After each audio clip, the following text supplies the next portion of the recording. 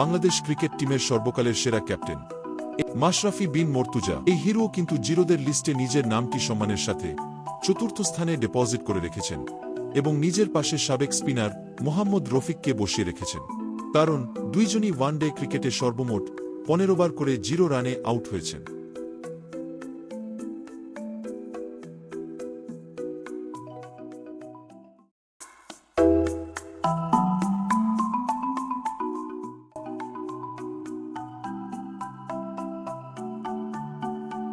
লিটন দাস। অনেকেই বাংলাদেশের এই সাবেক ওপেনারকে মাস্টার অফ 0 রান বলে ডাকেন এবং তিনি তার নামের প্রতি সুবিচার করে এ পর্যন্ত ওয়ানডেতে 16 বার 0 রানে আউট হয়ে তৃতীয় স্থানে অবস্থান করছেন।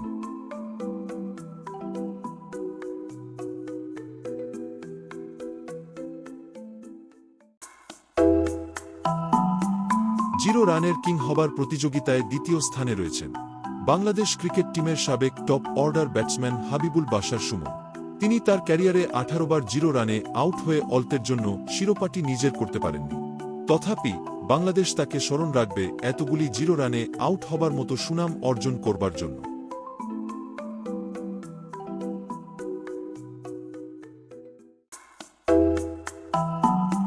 বন্ধুরা, আমি জানি 0 রানের কিংয়ের নাম শুনলে আপনারা প্রাথমিকভাবে একটি ধাক্কা খাবেন।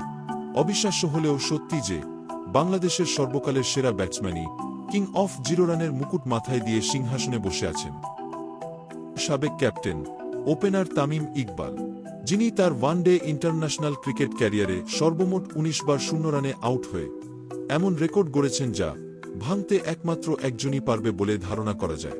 তার নাম লিটন দাস। তবে ভবিষ্যতই বলে দিবে 0 রানের কিংডম খুব শীঘ্রই তার নতুন কিংয়ের দেখা পাবে কিনা।